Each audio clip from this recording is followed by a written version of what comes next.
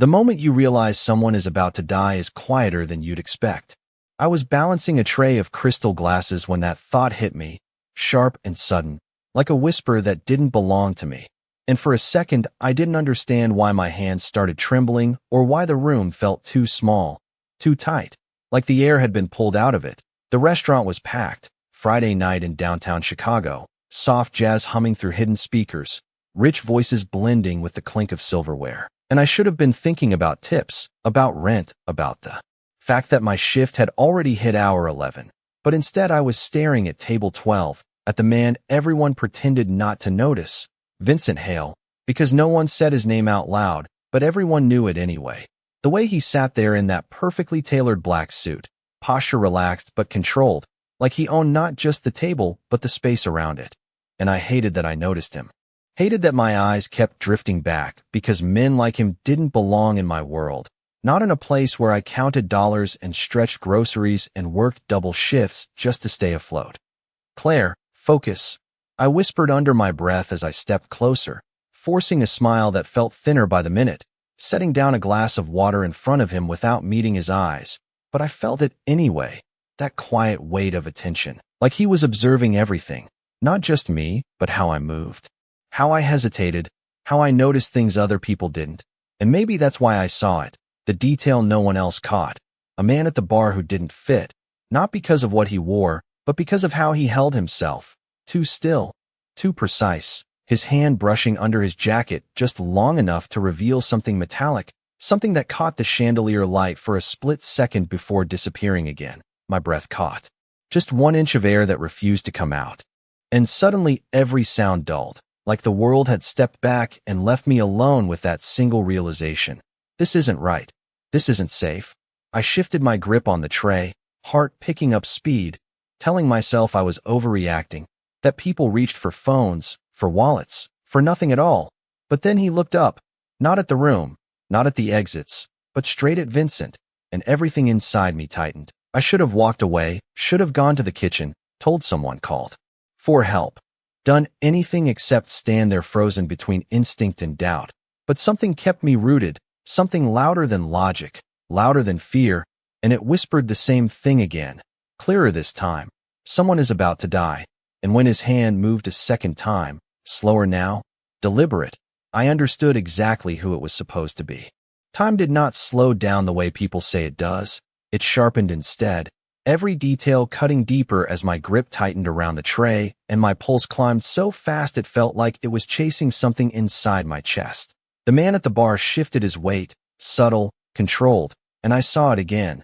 The outline beneath his jacket, unmistakable now, and I knew I had seconds, maybe less, but my body refused to move at first, trapped between disbelief and instinct, because this was not my life, not my story. I was a waitress working a double shift for minimum wage plus tips, not someone who stepped into danger, not someone who made decisions that changed outcomes. But then Vincent Hale leaned slightly forward, saying something low to the man beside him, completely unaware, completely exposed, and something inside me snapped into place. I set the tray down too hard, glasses rattling, a small sound swallowed by the music, and I took a step forward without thinking. My shoes slipping slightly on polished marble, heart pounding so loud it drowned out everything else. And I told myself to stop, to grab a manager, to call out, to do anything rational.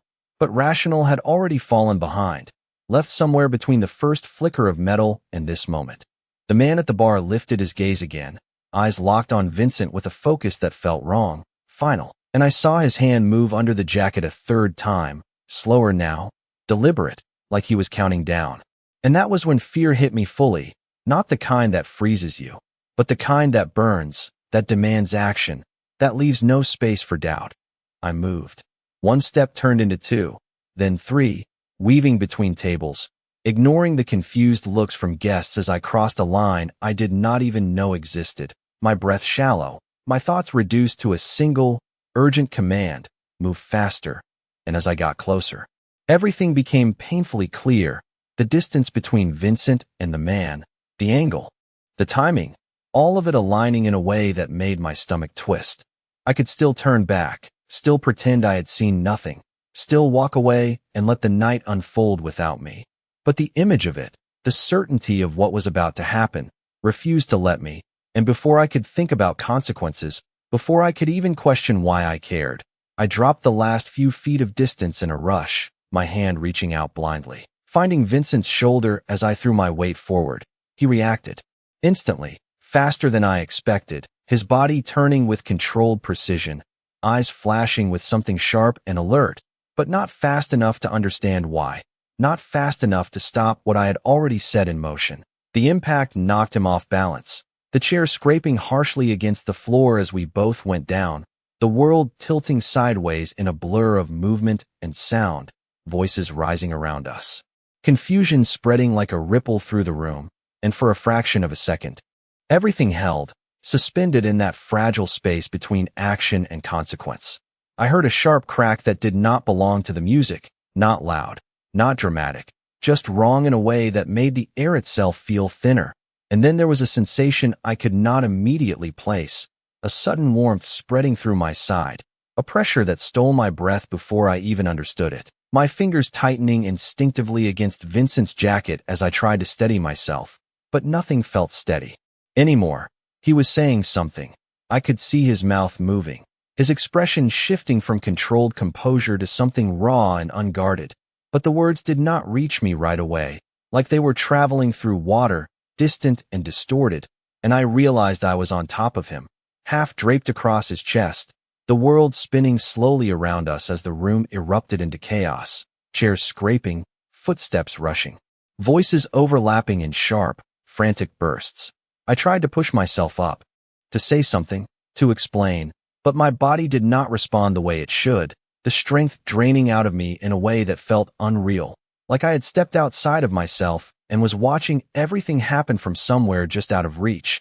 And the last clear thing I felt was his hand gripping mine, firm, grounding, as his voice finally broke through the noise, low and urgent, calling me back in a way nothing else could. The first thing that came back was sound, not clarity, just fragments, a glass hitting the floor somewhere far away, someone shouting, chairs scraping across marble, and beneath all of it his voice, closer than everything else, steady in a way that did not match the chaos around us. Stay with me. And I wanted to answer, wanted to tell him I was fine, that this was nothing, that he should get up and walk away like none of this ever happened. But the words stayed trapped somewhere between my lungs and my throat. The world felt heavy, like gravity had doubled without warning, pressing me down, pulling at my limbs, and I realized I was still holding on to him, fingers curled into the fabric of his jacket, as if letting go would mean disappearing completely. Claire, he said again, my name, clear this time, and that stopped me more than anything else because I had never told him my name. Not really. Not beyond a passing introduction that should have meant nothing. But the way he said it made it feel like it mattered, like I mattered, and that was confusing in a way that cut through the fog. I forced my eyes open wider, fighting the blur that kept trying to swallow everything.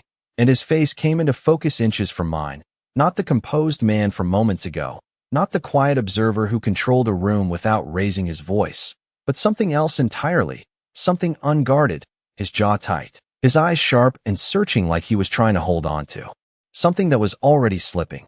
You are going to be okay, he said, not as reassurance, but like a decision, like he was telling the world how this was going to end and expecting it to listen. Hands moved around us, fast, efficient, voices overlapping with instructions I could not fully process, but I felt the shift, the way everything reoriented around him, like gravity had found a new center. And for the first time I understood what power looked like up close, not loud or dramatic, but absolute. I tried to sit up, a reflex more than a choice, but the motion sent a wave through me that stole what little breath I had managed to gather, and his hand was there instantly, steady against my shoulder, guiding me back down with a control that felt both firm and careful. Do not move, he said, softer now, closer, and I did not know why I listened, why my body obeyed him when it had ignored everything else, but it did. I wanted to ask him why he was looking at me like that, why he cared, why any of this mattered, but the questions felt too heavy, too complicated, and instead I focused on something smaller, simpler, the rhythm of his breathing, the warmth of his hand, the way his presence cut through the noise like a line drawn in chaos. Who are you? I managed, the words barely more than air, But he heard them. Of course he did, his gaze sharpening for a fraction of a second before something unreadable passed through it. Something that looked almost like hesitation. "Someone who owes you," he said finally. And there was no arrogance in it. No distance, just a quiet certainty that settled between us.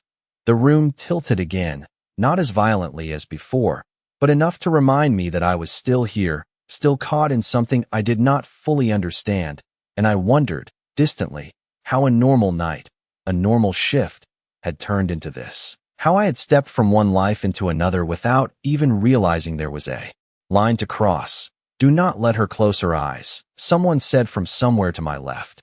Urgent but controlled, and I felt his hand tighten slightly around mine. Not enough to hurt, just enough to anchor me, to keep me present. "Stay with me," he repeated, quieter now, almost like a promise, and for reasons I could not explain, I believed him, even as the edges of the world began to fade again, even as everything pulled away. Because the last thing I saw before the darkness closed in was not the fear or the chaos or the broken pieces scattered across the floor. It was him, still there, still holding on like letting go was not an option he would ever consider. Waking up felt like trying to surface through thick water, slow and heavy. Every breath deliberate as if my body had to remember how to do it again. And for a moment I did not know where I was. Only that the air smelled different, clean in a way that did not belong to a restaurant. And the noise was gone, replaced by a steady rhythm somewhere near me, soft, controlled, almost comforting.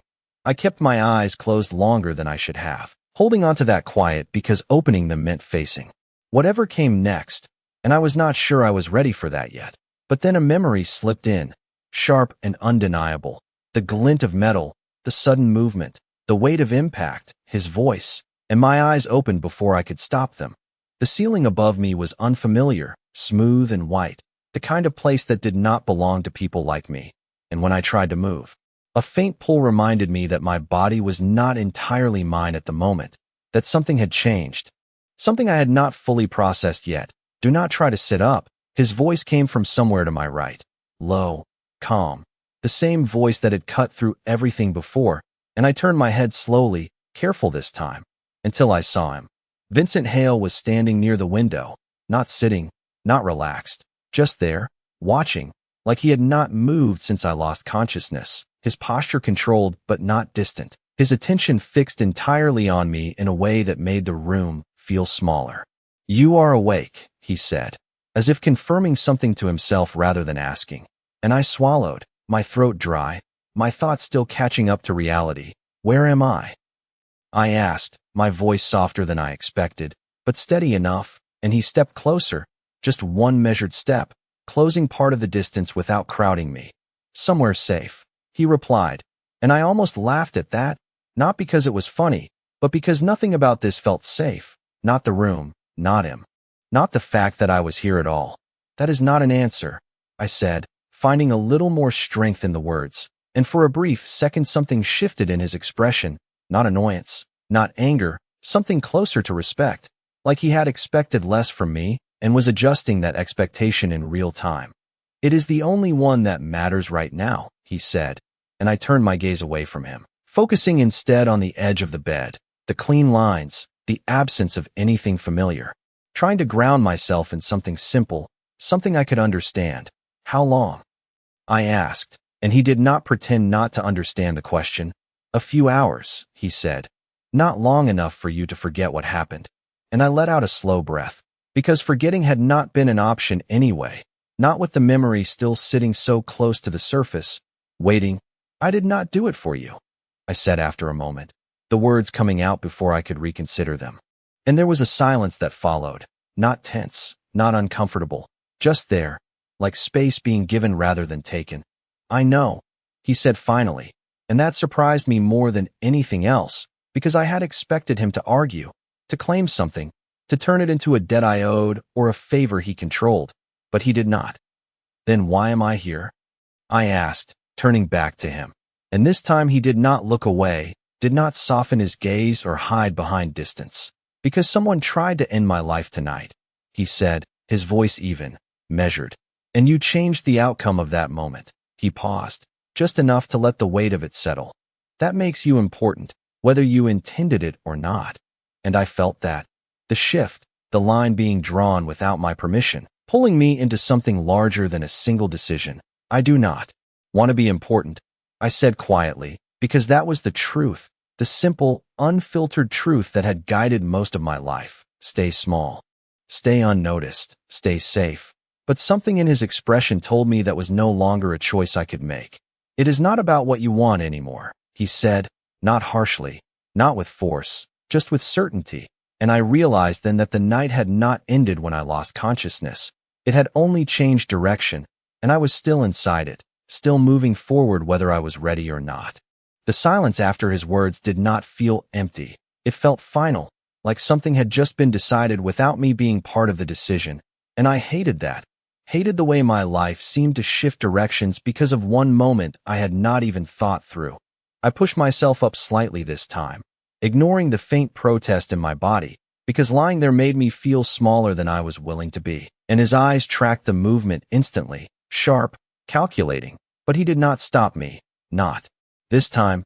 You do not get to decide that for me, I said, my voice steadier now, stronger than I felt. But strength was not always about truth. Sometimes it was about refusal, and I refused to let him turn me into something I was not. He watched me for a second longer than necessary, as if measuring the weight of my words, then nodded once, slow, deliberate, like he was acknowledging a fact rather than agreeing with it. You are right, he said, and that caught me off guard again. Because nothing about him suggested he was used to saying that, not to people like me, not in situations like this. But what I decide is what happens next, he added, not as a threat, not even as a warning, just a statement of reality. And there it was again, that quiet, immovable control that made everything around him feel structured, contained, inevitable. I exhaled slowly, trying to sort through everything at once. The memory of the restaurant, the look in his eyes when everything went wrong, the way he had held on to me like letting go was not an option, and now this strange space where I was both protected and trapped at the same time. Then tell me what happens next, I said, because if I was already in it, I needed to understand the rules, even if I did not agree with them.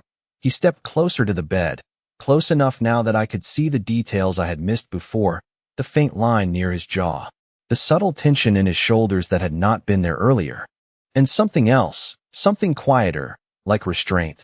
The man at the bar was not alone, he said, his voice low, controlled, and the people who sent him will want to know why their plan did not work. He paused, letting that settle, watching for my reaction, and I felt it, that flicker of cold realization that this was not over, not even close. And they will look for answers, he continued, which means they will look for anyone connected to that moment. His gaze did not leave mine when he said the next part, including you. I swallowed, because hearing it out loud made it real in a way I could not ignore, made the situation stretch beyond the walls of this room, beyond him, beyond anything I could control. I did not see anything, I said quickly, instinctively, even though we both knew that was not true, not entirely. His expression did not change, but something in his eyes sharpened, not in judgment, but in understanding. You saw enough, he said, and more importantly, you acted. He tilted his head slightly, studying me like a puzzle he had not finished solving yet. People like that do not take chances. I looked down at my hands, at the slight tremor I had not noticed until now, and I clenched them gently, forcing the movement to stop, because fear was creeping in again, quieter this time, more calculated. So what? I just stay here? I asked, and there was a hint of frustration in my voice now, something that pushed against the edges of the situation. Hidden in some room, while you decide everything? For the first time, something almost like a shadow of a smile touched his expression, not amusement, not quite, more like recognition. You will stay where I know you are safe, he said, correcting me without raising his voice, and I will make sure this does not reach you again. I let out a short breath, somewhere between a laugh and disbelief, because the certainty in his tone was almost unreal. Like he believed he could control outcomes simply by deciding them.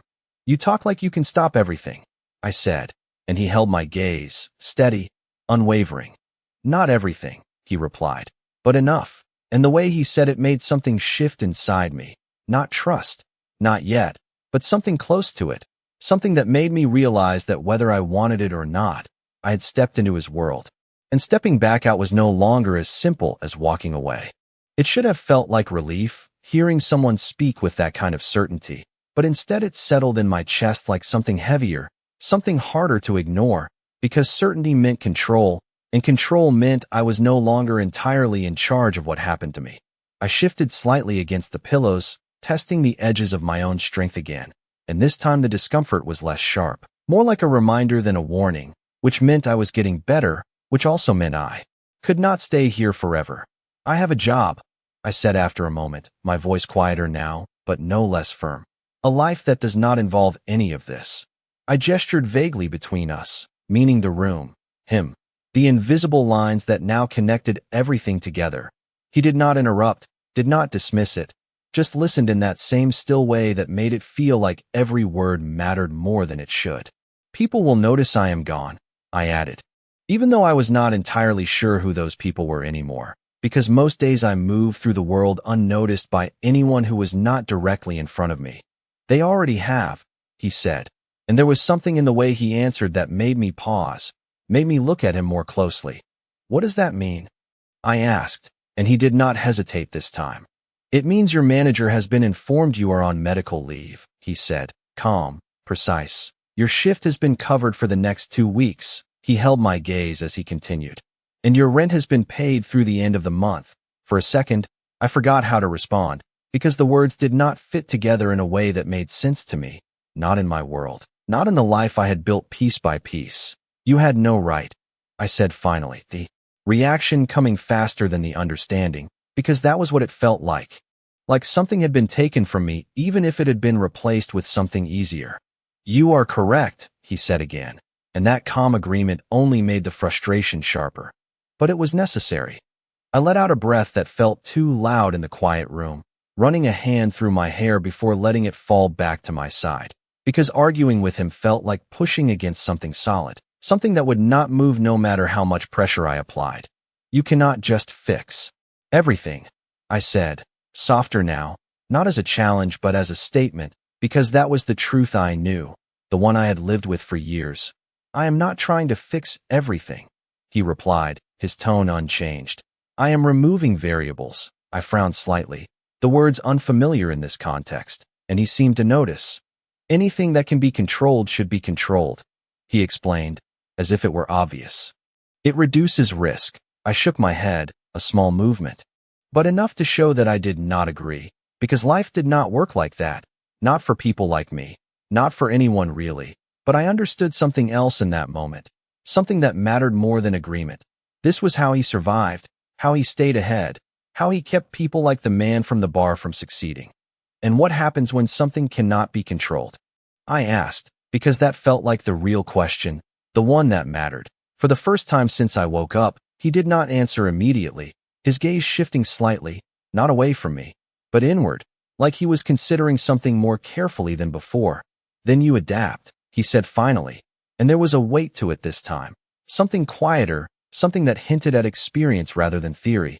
I nodded slowly, not because I agreed, but because I understood that part, adaptation, was something I knew too, just in a different way, smaller, less visible, but just as necessary. The room fell into a brief silence after that, not uncomfortable, just reflective, like both of us were standing on opposite sides of something we could not fully bridge yet. I still want to leave, I said after a moment, because that had not changed, no matter what he had arranged, no matter what he believed. His eyes returned fully to mine, steady, focused, and there was no surprise in them. No irritation, just acknowledgement.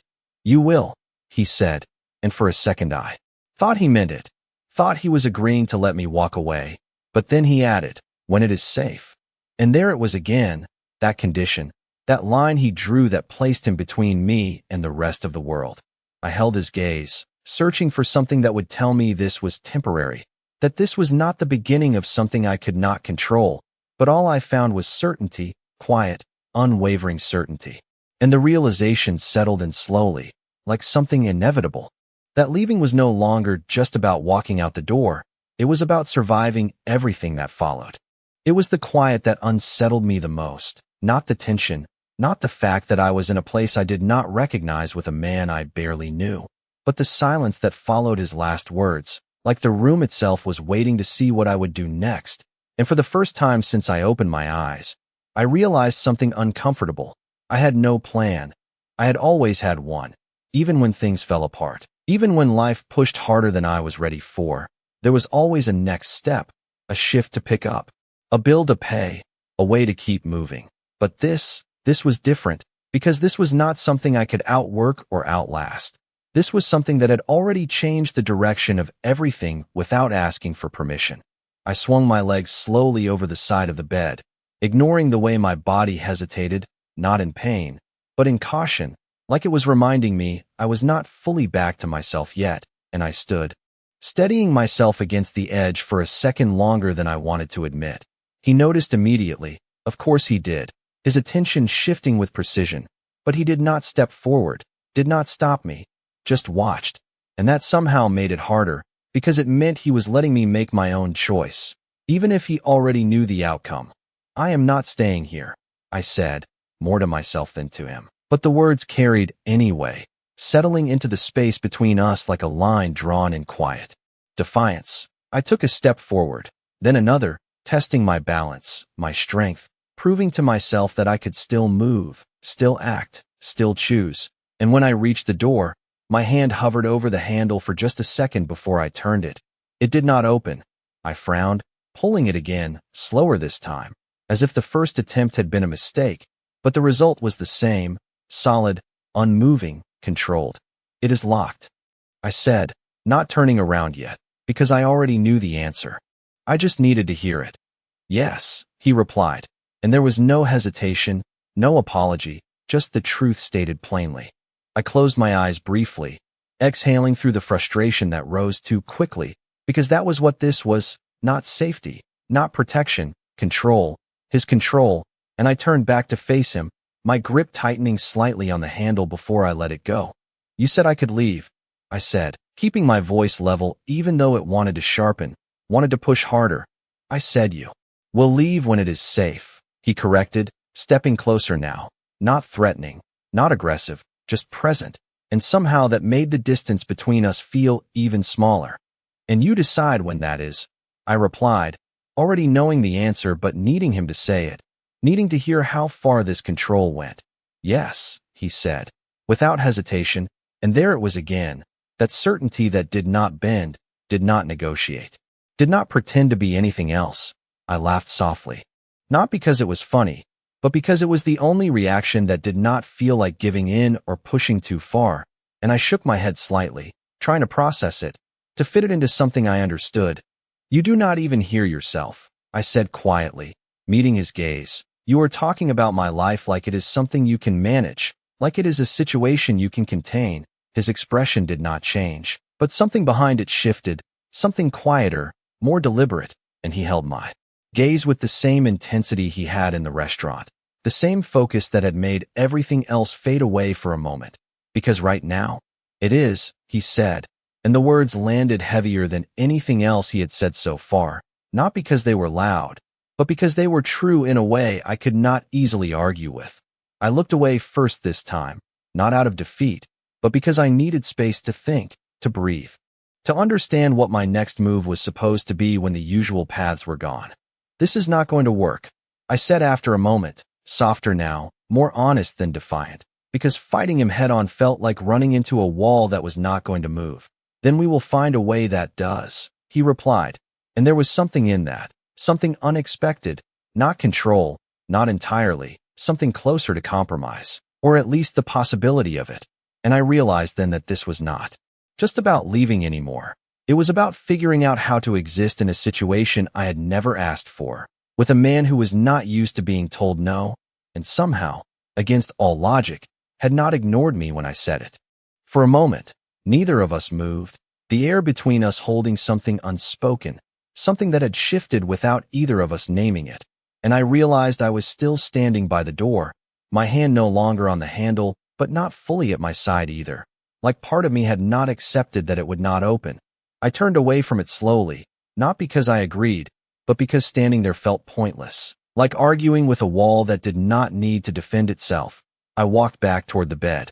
Each step more deliberate now, my mind catching up to everything that had already happened, everything that was still unfolding whether I wanted it to or not.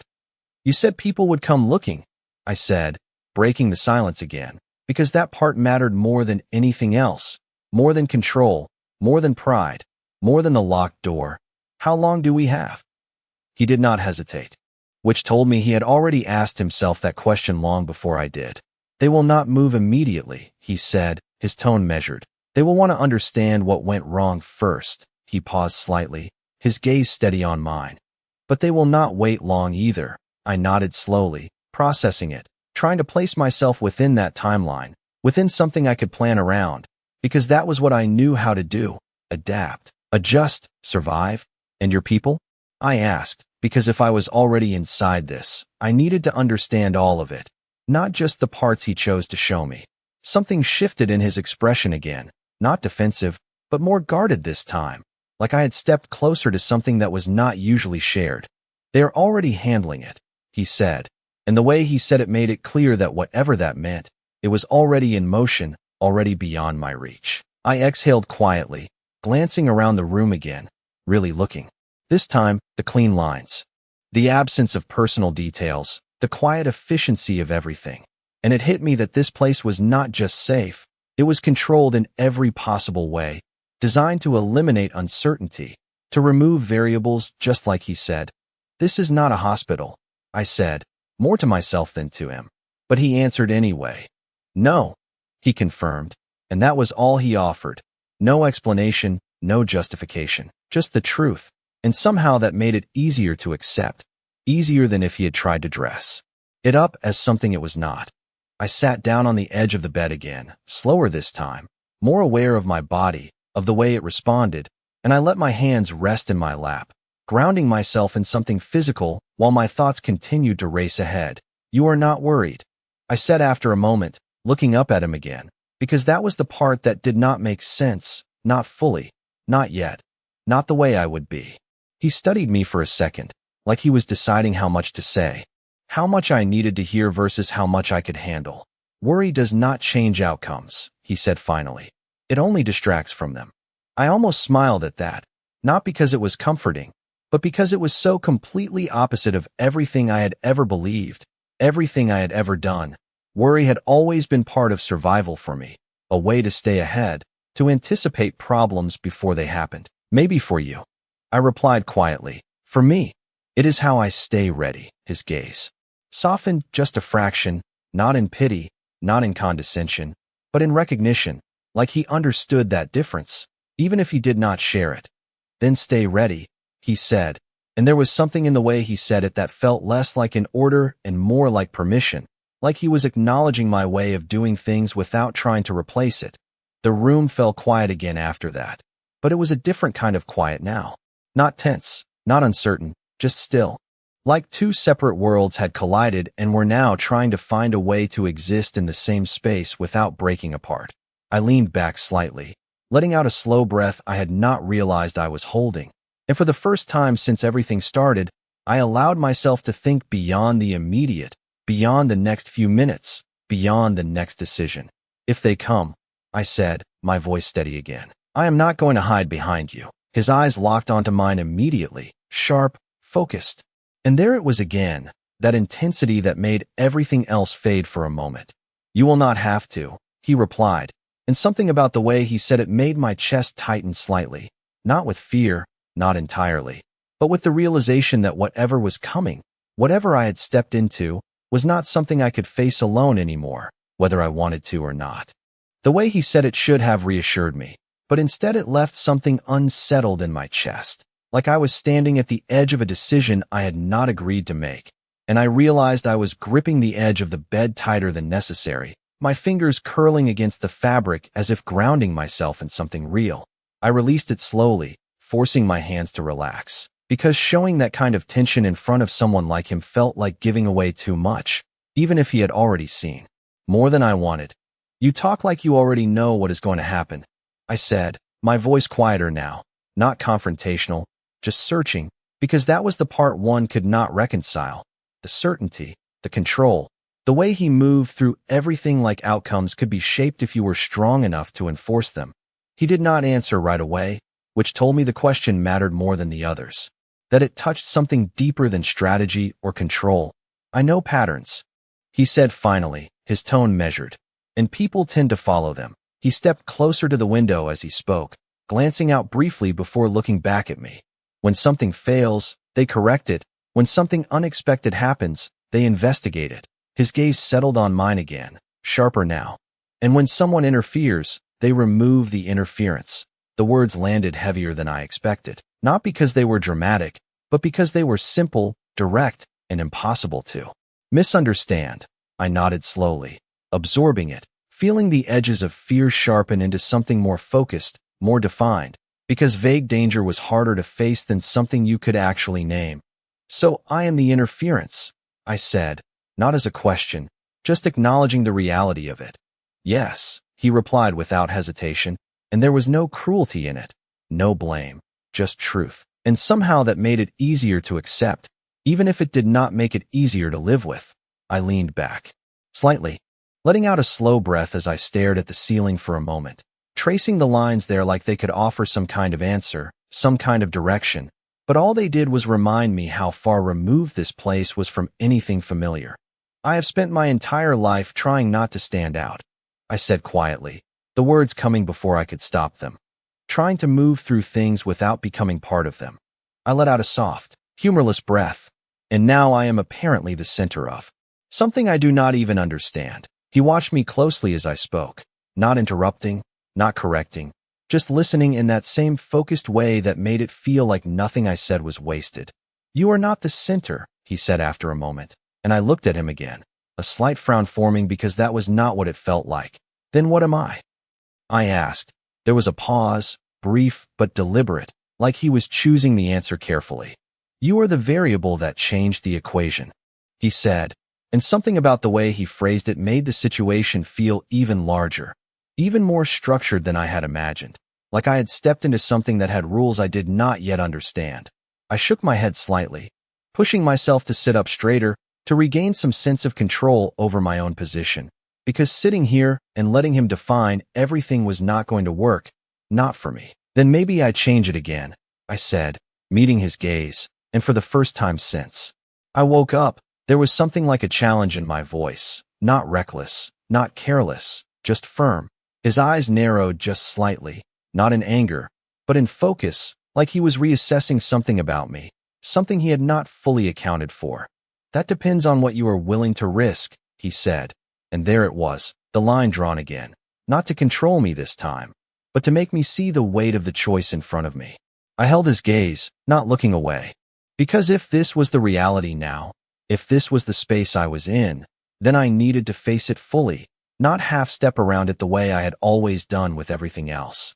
I already risked something, I replied quietly, and the words carried more truth than anything else I had said so far, because that moment, that decision, had already changed everything. The room went still again after that, not empty, not quiet in the usual sense, but full of something unspoken, something that felt like the beginning of a shift neither of us had planned, and I realized that whatever came next was not just about surviving anymore. It was about understanding what I had stepped into and deciding whether I was going to keep letting it define me or start defining it myself. Something in the room shifted after my words, subtle but undeniable, like a line had been crossed that neither of us could step back over, and I felt it in the way he looked at me, not dismissing, not controlling, but measuring, recalculating, as if I had just introduced a possibility he had not fully considered before. I held his gaze, not because I was trying to challenge him anymore, but because looking away felt like surrender, and I had already given up enough control for one night. You are not afraid, he said after a moment, his voice quieter than before, not questioning, just observing, and I almost smiled at that, not out of confidence, but because it was not entirely true. I am, I admitted, because denying it would not make it disappear. I just do not let it decide for me. And that seemed to register in a way I did not expect, something in his posture easing slightly, not relaxing, but adjusting, like he was recognizing something familiar in a place he did not expect to find it. Fear is useful, he said, and there was no judgment in it, just fact. It keeps people alive. He paused briefly, his eyes still on mine. But only if it is controlled. I let out a slow breath, considering that, because for me fear had never been something I controlled, it was something I worked around, something I carried quietly without letting it slow me down, and I realized that was the difference between us. He shaped it, I endured it. Then maybe we are not that different, I said quietly, and for a fraction of a second, something like surprise flickered across his expression before it disappeared again, replaced by that same calm focus. Maybe not, he replied, and the words felt heavier than they should have, like an acknowledgement that shifted the distance between us without either of us fully understanding how. The silence that followed was not empty anymore. It was filled with something else, something closer to alignment than opposition, and it made the situation feel less like something being done to me and more like something I was now part of, whether I wanted to be or not. So what is the next move? I asked, because standing still was not an option anymore, not for either of us, and his attention sharpened immediately, like the question flipped a switch back into something more familiar for him. We wait, he said, simple, direct, and I frowned slightly because that was not the answer I expected. That is it?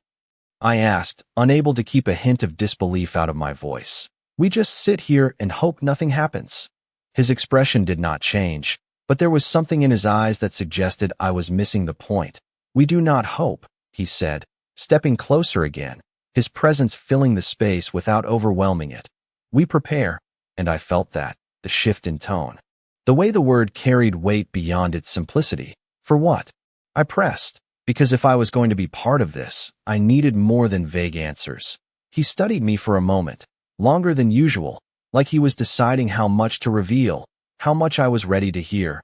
For the moment they realized their plan failed, he said finally, his voice low but steady, and decide to correct it. The room felt smaller again after that, not physically, but mentally, like the future had just narrowed into a path I could not easily step off. I nodded slowly, absorbing it, letting the reality settle in a way that did not overwhelm me, because I could not afford that, not now. And when that happens? I asked, my voice steady despite the weight of the question, and he did not look away, did not hesitate. Then we make sure they do not get a second chance, he said, and there was something final in the way he spoke, not harsh, not aggressive, just certain. And I realized then that this was not just about reacting anymore. It was about control, about shaping what came next instead of waiting for it. I leaned back slightly, letting out a slow breath as I processed everything. And for the first time since this started, I did not feel like I was falling behind, like I was trying to catch up to something already in motion. Instead, I felt present, aware, part of the moment in a way I had not been before. Then we prepare, I repeated, more to myself than to him. But he heard it anyway. Of course he did. And something in his expression shifted again, not approval, not exactly, but recognition, like he understood that I was no longer just reacting to the situation, I was stepping into it, choosing to face it instead of avoiding it. And as the silence settled around us once more, it felt different this time, not like something waiting to happen, but like something building, something inevitable. And for the first time since that moment in the restaurant, I realized that whatever came next, I was not just the person caught in it anymore. I was part of how it would unfold. It was the stillness that made everything sharper, not quieter, not calmer, but more precise, like every second that passed was tightening something unseen, and I felt it in the way the air seemed to hold its breath, in the way Vincent shifted slightly near the window, not restless, not uncertain, just aware in a way that made it clear he was listening to things I could not hear. I followed his gaze instinctively, even though I knew I would not see what he did, the empty stretch of city beyond, the glass offering nothing but reflections and distance. And yet something about the way he watched it made my chest tighten slightly. They are closer than you think, he said quietly, not looking at me, and the words landed differently than everything else he had said, not as a warning, but as a confirmation of something already in motion. I straightened without realizing it, my body reacting before my mind fully caught up. Because whatever this was, it was no longer theoretical, no longer something we were preparing for in abstract terms. How do you know? I asked, my voice steady but lower now, matching the shift in the room. And he finally looked back at me, his expression focused, controlled, but sharper than before. "Because they stopped watching from a distance," he said, and there was something in the way he phrased it that made the meaning settle in slowly, like a realization unfolding in layers. "And that means?" I pressed, even though part of me already understood. "It means they are ready to act," he replied, simple, direct, leaving no space for interpretation. The room felt smaller again, not physically, but mentally, like the walls had closed in just enough to remind me that this place, this safety, was not absolute. I pushed myself to my feet before I could overthink it, ignoring the faint hesitation in my body, because sitting still suddenly felt like the worst option possible. He noticed. Immediately, of course, his attention snapping to the movement. But this time he did not question it, did not tell me to stop. "What do I do?" I asked, not because I was giving up control, but because I needed to understand my role in what was coming, needed to know where I fit in something that had already started moving without me. He studied me for a fraction of a second, like he was measuring more than just the question, and then he stepped closer, closing the distance between us in a way that felt intentional, deliberate. "You stay aware," he said, his voice low, steady. "You trust your instincts." His gaze held mine, sharper now, more intense, the same ones that made you move before anyone else did. I swallowed, because hearing it framed like that made it feel less like an accident, less like something random, and more like something I had chosen, something I could choose again. "And you?" I asked, because I needed to know he was not stepping back, not leaving me to navigate this alone. There was no hesitation in his answer. "I make sure nothing reaches you," he said, and there it was again, that certainty. But this time it did not feel like control, not entirely. It felt like intention, like a line he had already decided he would not let anything cross. A faint sound broke through the silence then, subtle enough that I almost missed it, something distant, something that did not belong to the room, and I saw the shift in him immediately. The way his posture adjusted, not tense, but ready, like everything he had been waiting for had just moved one step closer. My pulse picked up, not in panic, but in awareness, in readiness, and I realized that this was it. Not the end, not the resolution, but the moment everything changed from waiting to action. "That is them, is it not?" I said quietly, and he did not deny it. "Yes," he replied, his voice steady as ever. But there was something beneath it now, something sharper, something that matched the energy in the room. I nodded once, more to myself than to him, grounding the moment, accepting it, because there was no stepping back now, no returning to the version of tonight where I was just a waitress finishing a long shift. I moved closer to him without thinking, not out of fear, but out of instinct, out of the understanding that whatever came next, we would face it from the same side of that invisible line he had drawn.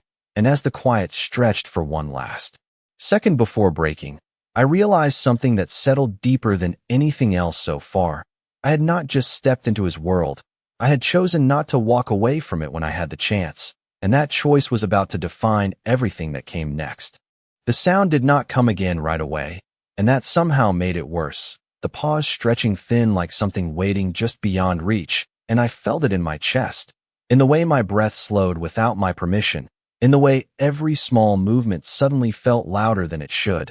Vincent did not move either, not in any obvious way, but I could see it in him, the shift beneath the surface, the way his attention sharpened into something precise, something focused entirely on what we could not see yet. "Stay behind me," he said quietly, not as an order this time, but as a decision already made, and I hesitated for a fraction of a second before stepping slightly to his side instead, not fully behind him, not fully separate, just close enough that I could feel the steadiness in his presence without disappearing into it. His gaze flicked toward me briefly, catching the adjustment, but he did not correct it, did not push me back. And that small choice settled something in me that I had not realized was still resisting. The silence stretched again, thinner now, closer to breaking, and then there it was, a subtle shift from somewhere beyond the door, not loud, not dramatic, just enough to confirm what we both already knew. My pulse picked up, but it did not spike, not like before. This time it felt controlled, focused, like everything inside me had narrowed into a single point of awareness. "How many?" I asked under my breath, because numbers felt easier to process than possibilities, and he tilted his head slightly, listening in a way that made me realize how much he was reading beyond the obvious. "More than one," he said, his voice steady, "but not enough to be careless." And something about that reassured me more than it should have, not because it meant we were safe, but because it meant he understood the situation in a way I did not have to yet. I nodded once, grounding myself in that, letting the fear stay where it belonged, present but contained, not in control. "What if they try to force their way in?" I asked, because that felt like the next logical step, the next piece of the pattern he had described, and his expression did not change, but there was a certainty in his eyes that answered before he spoke. "They will not," he said, and when I looked at him, questioning, he added, "Not here," and there was something in the way he said it that made me believe him, not blindly, not completely, but enough to steady the ground beneath my feet. Another sound, closer this time, more deliberate, and I felt my body respond before my mind could fully process it, a shift in stance, a readiness that felt unfamiliar and natural at the same time. Vincent moved then, not quickly, not abruptly, just enough to reposition, to angle himself toward the door in a way that blocked part of the space without fully cutting it off, and I mirrored the movement without thinking, adjusting my position to maintain that balance between being protected and staying present. "They are testing," he said quietly, almost to himself, and I understood that, understood the hesitation, the probing, the attempt to read what they could not see. "Testing what?" I asked, keeping my voice low, steady, and he glanced at me briefly before returning his focus to the door. "Whether they made a mistake," he replied, and that sent a small, sharp realization through me, because if they were unsure, if they were still questioning, then this moment mattered more than anything else. This space between action and certainty. The handle of the door shifted slightly, not opening, just a small movement that confirmed someone was on the other side, and my breath caught for a second before I forced it steady again, refusing to let that single motion pull me off balance. Vincent did not react outwardly, did not move to the door, did not raise his voice. He just stood there, still, controlled. Like the entire situation existed within boundaries he understood completely. "Do not react," he said quietly, and I nodded, even though he was not looking at me, because I knew he would hear it anyway, would register it in some way I did not fully understand. The seconds stretched, longer now, heavier, and then the pressure on the handle eased, the movement stopping as suddenly as it had begun, leaving the door exactly as it was, closed, unmoving, but no longer empty. I exhaled slowly, not in relief, but in recognition, because this was not over, not even close. It was just the first move, the first test in something that was only beginning to unfold, and I realized that what mattered was not what they did next, but how we responded to it, how we held this line that Vincent had drawn without ever saying it out loud. "They will come back," I said quietly, and this time he looked at me fully, his gaze steady, unwavering. "Yes," he replied, and there was no doubt in it, no hesitation, just certainty, and as the silence settled around us once more, I understood something that felt both grounding and unsettling at the same time. This was not about escaping anymore. It was about standing exactly where we were and making sure that whatever came next did not break through. The silence after the handle stopped moving felt heavier than anything before it, not because something had happened, but because something had not, and I realized that was the point. This was not an attack, not yet. It was a message, a quiet one, but clear enough that neither of us could ignore it. I let out a slow breath, steadying myself as the tension in my shoulders eased just enough to think clearly again, and I glanced at Vincent, expecting to see relief, or at least a shift in the intensity that had been building. But there was none, only that same focused stillness, like this moment had confirmed something he had already known.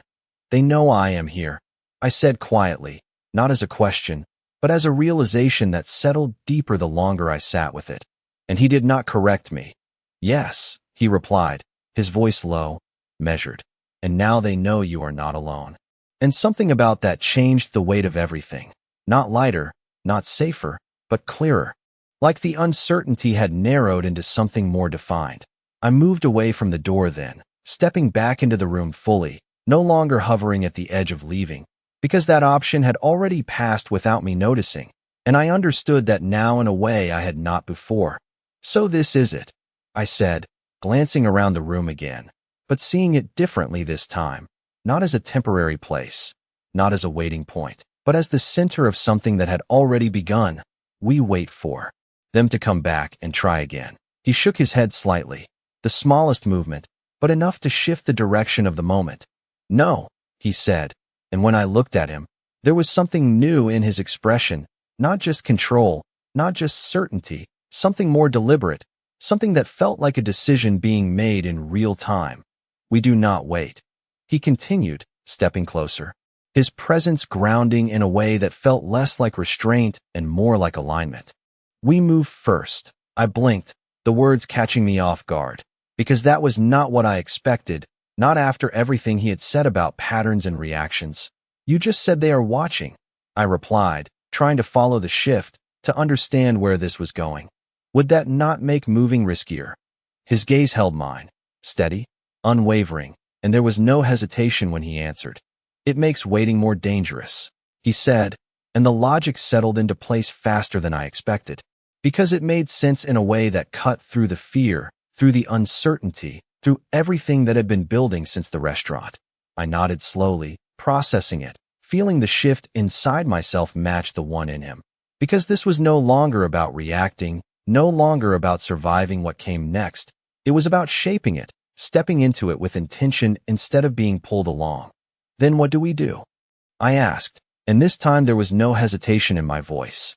No uncertainty, just focus. Because if I was part of this, I needed to be all the way in, not half standing at the edge. He studied me for a fraction of a second, like he was confirming something, like he needed to see that I was not going to step back at the last moment, and whatever he saw seemed to settle it. We leave, he said simply, and the word landed differently than before, not as escape, not as retreat, but as movement, as strategy.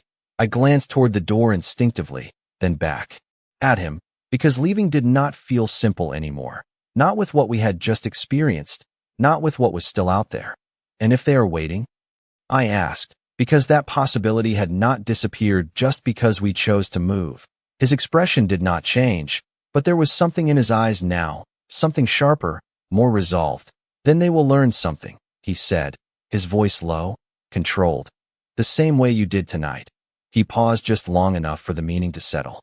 That not everything goes the way they expect. I felt that, the shift, the alignment between what he was saying and what I had already done without thinking. And for the first time since this started, the fear did not feel like something to manage. It felt like something to use.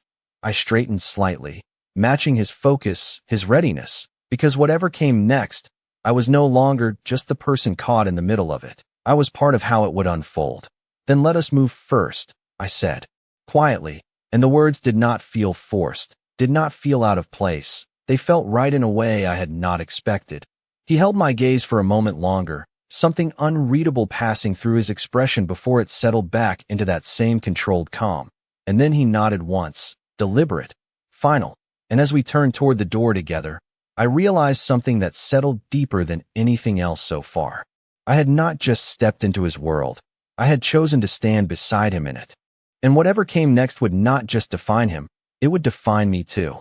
The hallway outside the suite was silent in the wrong way. Too clean, too watched, and two men in dark suits fell into step the moment Vincent opened the door, as if they had been listening for his breath through the wall.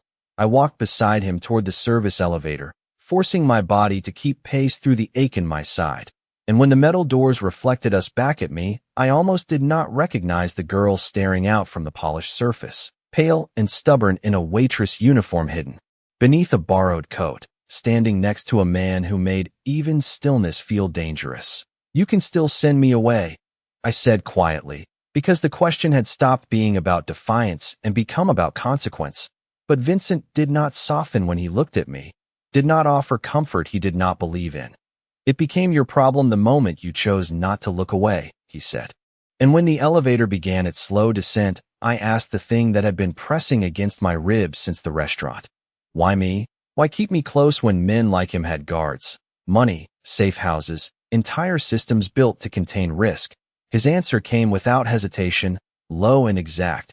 Because you were the only one in the room who saw what mattered and moved before fear could own you. And something about the certainty in that hit deeper than praise would have, because it felt less like flattery and more like recognition.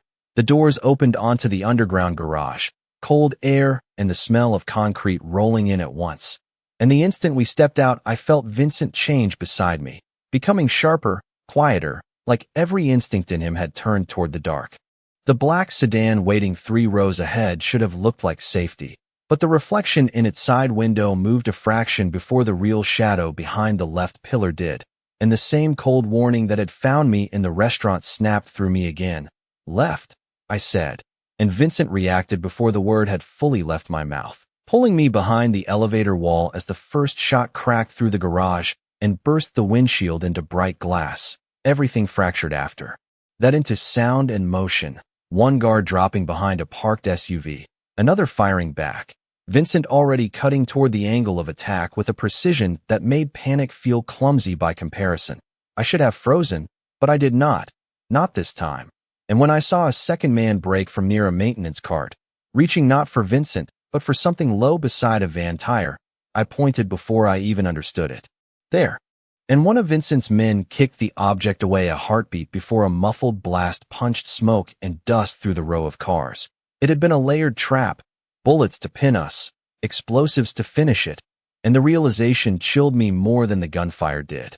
Then the noise stopped as suddenly as it began, leaving only broken glass, the sting of smoke, and Vincent turning back to me first, always first, his eyes sweeping over me with a fierceness that made the rest of the garage disappear.